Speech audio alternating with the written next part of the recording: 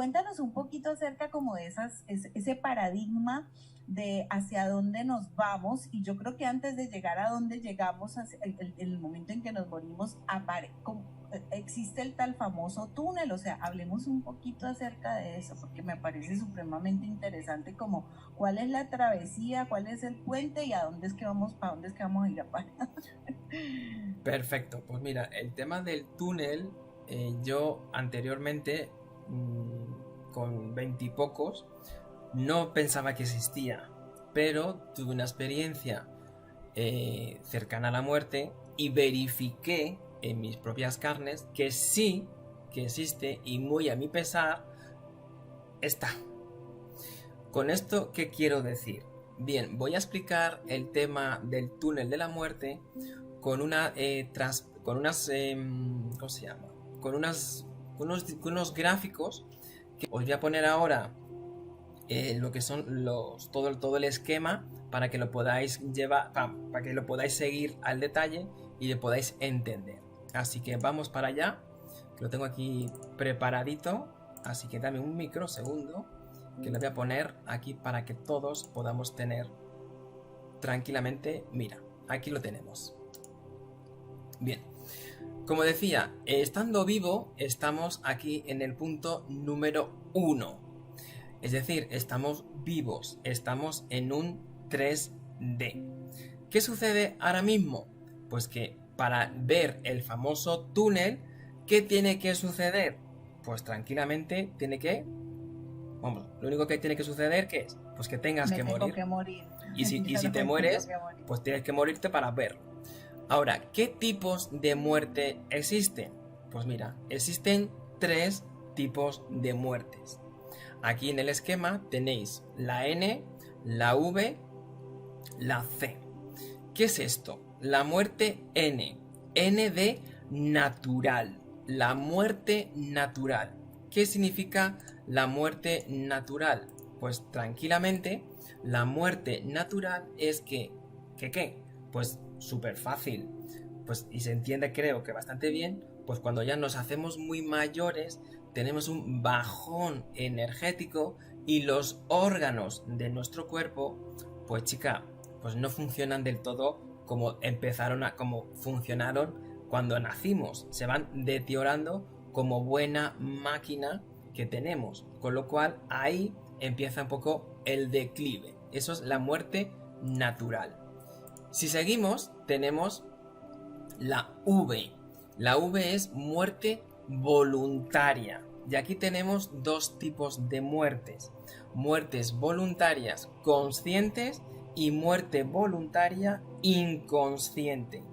¿Qué significa esto? Consciente, pues que tú eres totalmente consciente de que te tomas unas pastillas X para salir, la famosa eutanasia, porque tienes que me parece respetable, y yo pues ahí no me meto en ese tema, que sería otro tema a tratar, pero tendrás tus razones para intentar salir voluntariamente del curso de la vida, que no es ni bueno ni malo. Así que ahí lo dejo. Si seguimos en la transparencia, en el dibujito, tenemos luego la muerte voluntaria inconsciente. Es decir, es esa muerte en la cual tú no te das cuenta de que con tanta depresión, con la pena de haber perdido X cosas, una fortuna, un trabajo, una pareja, etcétera, etcétera, te vas apagando y te vas yendo voluntariamente sin darte cuenta. Y luego tenemos finalmente la muerte C, la muerte por correspondencia, que ahí ya tenemos pues la muerte, pues que tienes un accidente, pues un asesinato, un cáncer, un atropello, etcétera, etcétera. Yo pongo esto... Espera un momentito. Sí. O sea, tú estás hablando ahí que todo lo que son muertes trágicas son por correspondencia. La mayoría, por no decir todas, son por correspondencia. Es decir, siempre escucho de, ay, mira Dani, se ha muerto fulanito por X. Y digo, no. Y luego dicen siempre, ay, pobrecito. Y digo, no. necesitaba vivir esa salida del curso para empezar un nuevo curso y otra experiencia. Con lo cual, todo le enseña en un proceso mayor doloroso o sin tanto dolor, le lleva a un fin, a una experiencia y vivenciar todo ese tránsito, toda esa experiencia, toda esa aventura, digámoslo así. Amigo, y eso lo podemos también paralelamente poner en la vida a los procesos traumáticos, como por ejemplo una violación, como una catástrofe natural o como por ejemplo una persona que es secuestrada, también son cuestiones como correspondientes para vivir algún proceso en específico y a un aprendizaje.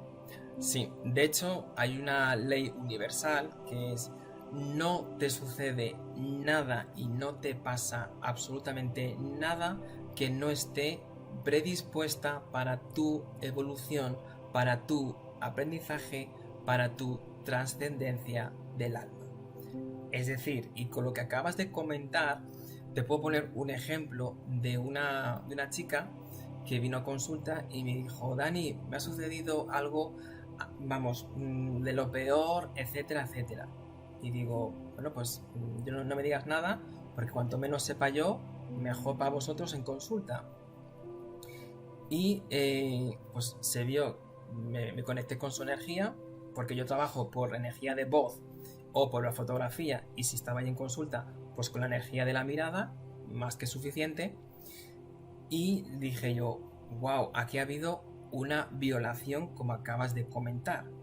Y vi más adelante y dije yo, si es que has aprendido a ser autosuficiente, a ser más fuerte contigo, a intentar evitar circunstancias que te puedan llevar a lo mismo, y sobre todo te ha llevado a conocerte y quererte.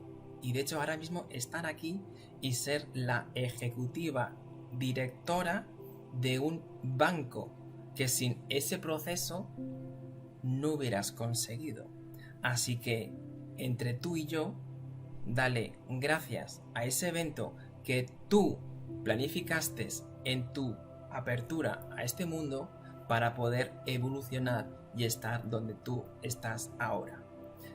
¿Qué te crees, María Carolina, que me contestó?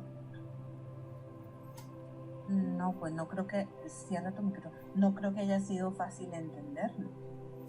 Pues, pues lo entendió en ese momento y me dijo: Dani, tienes toda la razón, necesitaba esta charla contigo, esta consulta contigo, para entender lo que yo consideraba malo, que no es tan malo ni tan bueno. Y le dije yo: quieta, no hay nada bueno, no hay nada malo, es todo justo para tu aprendizaje, para tu evolución, para tu trascendencia de alma. Eso fue lo que le dije.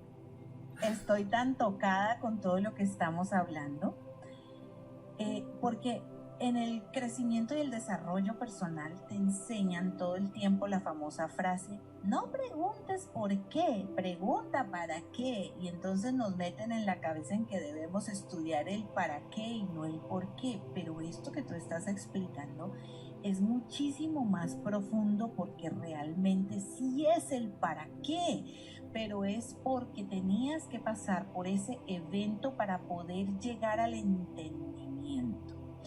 Tú y yo conocemos un maestro espiritual que tenemos en común, que es Neale Donald Walsch, que nos encanta, y él dice: understanding replaces forgiveness. Entendimiento reemplaza el perdón. Pero yo le decía: por favor, maestro, enséñeme más sobre el perdón. Así como te estoy diciendo, Dani, enséñanos más sobre la muerte. A mí me encanta preguntar, yo soy una preguntona. Y entonces él me dijo: grábate esa frase en tu mente y séllala en tu corazón. Understanding replaces forgiveness. Entendimiento reemplaza. Y yo pienso que en este momento, o lo siento porque es que me vibra así, tengo la carne de gallina, me vibra de que todo lo que estamos entendiendo el día de hoy reemplaza el dolor, el gran dolor, porque es que yo siento que una de las cosas más terribles que nosotros le tenemos miedo a la muerte es tener que atravesar el dolor de la separación, el dolor de cómo voy a morir, el dolor del proceso de cómo me desprendo de este fulanito que está tan enfermo y se va deteriorando y yo lo veo tan terrible y entonces empiezo a hacer lo que sea con tal de que no se muera y lo quiero tener vivo, así como dice la canción, como estampita siquiera, a costa de lo que sea, y lo tengo y se crea un apego y una codependencia emocional que ya se pasa a la toxicidad y a la enfermedad. Pero cuando tú entiendes eso que tú estás explicando el día de hoy, perfectamente puedes soltar, puedes liberar, puedes sanar, puedes dejar libre a una persona para que siga su curso, e incluso te puedes liberar tú mismo o tú misma para que continúes el curso de tu vida naturalmente, con la N, como dijiste. Como comentábamos, estos son los tipos de muerte. ¿Qué sucede? Que una vez que falleces pasamos a un punto 3, que son las experiencias de muerte. Es decir, ya hemos pasado de un 3D en el punto 1 y pasamos a un punto 3 en el 4D. ¿Qué sucede aquí? Pues súper fácil. Pues aquí tenemos unas experiencias que vamos a experimentar. ¿Que en estas cuáles son? Pues las que tenéis aquí. La de pequeñez, la de flotar y la placentera.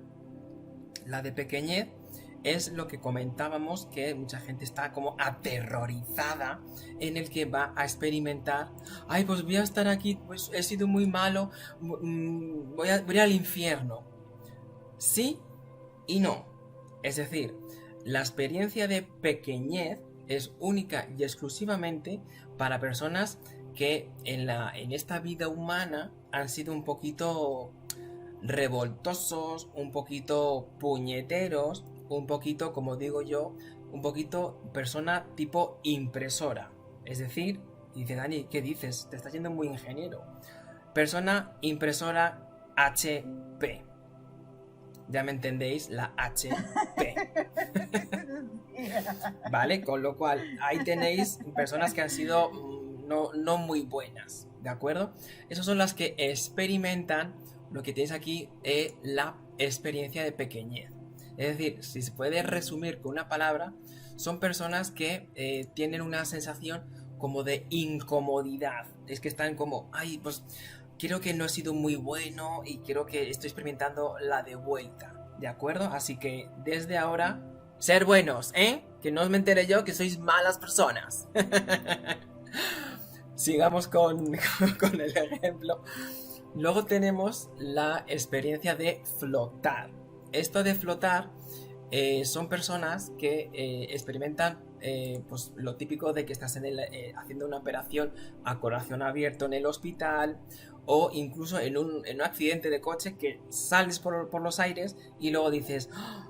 Te das cuenta que levitas y dices, anda, los bomberos, la policía, la ambulancia, ese es mi coche, ese es mi cuerpo, ala. Te das cuenta de todo con mucho lujo de detalle. Pero tampoco pasa nada, pero que sepáis que un porcentaje, como podéis ver, un 5% de pequeñez de población mundial lo experimenta y un 10% de la población mundial lo experimenta. ¿Cuál es el que experimentan mayor? La placentera. Pero no me quiero quedar aquí y quiero comentar que únicamente la experiencia de pequeñez y de flotar, si no es tu momento de regresar a lo que es el mundo físico, si no es tu momento, vuelves al plano físico, vuelves al 3D, es decir, experimentas una ECM. ¿Cuál es la siguiente? La placentera. Con la placentera podéis aquí ver que pues que lo experimentan un 85%, y es eso lo que siempre cuentan de, ay, pues todo amor, una sensación de música, de respirar un ambiente que era armonía, etcétera, etcétera. ¿Qué sucede? Que esta es la única experiencia que ve el famoso túnel, y ya nos encontramos en el punto 5. Y aquí llegamos a un punto en el que las personas no nos cuentan lo que sucede en ese túnel. Es decir, llegan a todo el tránsito, lo transitan y una vez que llegan casi al final del túnel, ¿qué sucede? Pues que te recogen tus seres queridos fallecidos e incluso tus mascotas. ¿Vale? ¿Con eso qué quiero decir? Ay, llegaste al punto más hermoso. La esperanza de volverte a ver. Claro, claro. ¿Por qué perder las esperanzas de volverte a ver? ¿Por qué perder las esperanzas si hay tanto querer? No es más que un hasta luego, no es más que un breve adiós. Muy pronto allá en el cielo nos reunirá el Señor.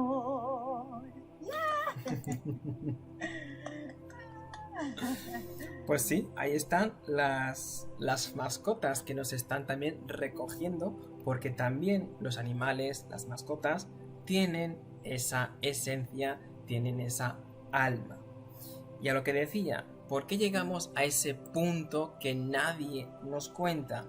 Porque ahí te das cuenta de que llegas al final del túnel, como al casi el último tercio del túnel, y si no es tu momento, ¿qué sucede? ¡Pum!